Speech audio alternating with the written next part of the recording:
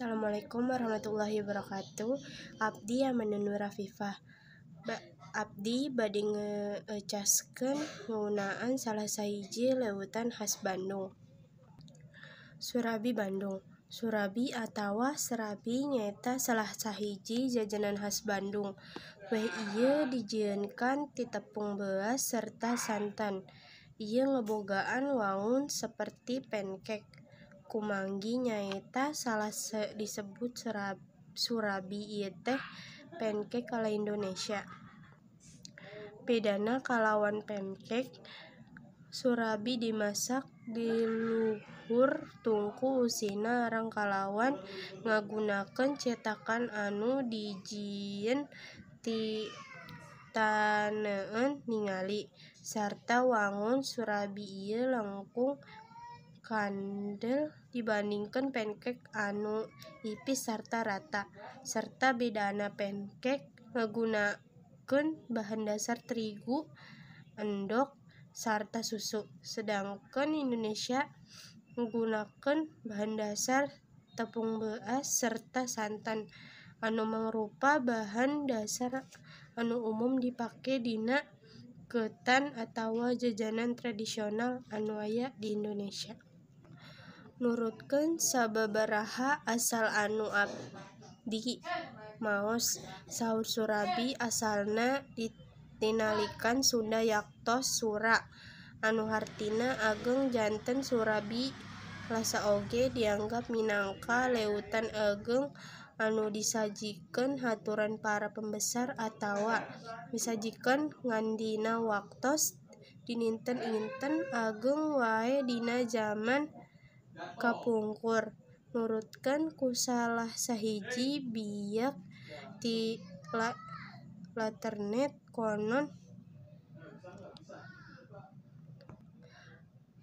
sahur toko surabi kahiji parantos aya saprak Warsi 1923, nanging kahiji kalinya didamel surabi teu acan dipikakeun nyaho sacara tangros.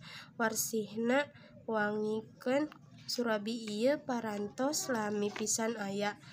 Sangkaan surabi ieu diadopsi ti pancake nu asalna ti Eropa. Ningali kitu kaayaananan kemiripan wangun perkawis ieu lasa wae kumangsong nginget sajarah Indonesia nu dijajah ku bangsa Eropa sapertos Belanda sarta Inggris. Surabi aya dua rupa, yaktos surabi amis anu disajikeun kalawan saus gula berem anu dina basa Sunda disebut kincah, sarta surabi asin kalawan taburan oncom anu papantos dimasak leuwih ti heula. Sairing kalalawan hal mekar jaman, surabi anu baheula dianggep leuwetan atawa jajanan nu keuna atawa disebut jadul.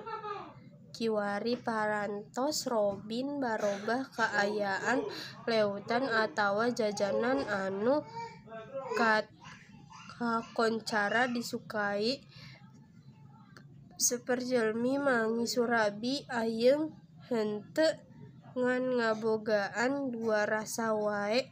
Pilihan rasa ayeuna rupa-rupa pisan sapertos coklat, keju, endog, mayones, stroberi, durian, sarta aya oge es krim kalawan taburan Oreo, green tea.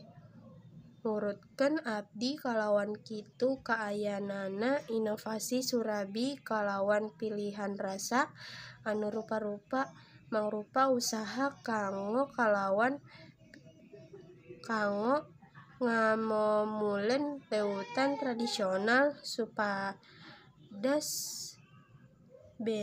benreu dipohokeun ku balarea Indonesia. Terima kasih.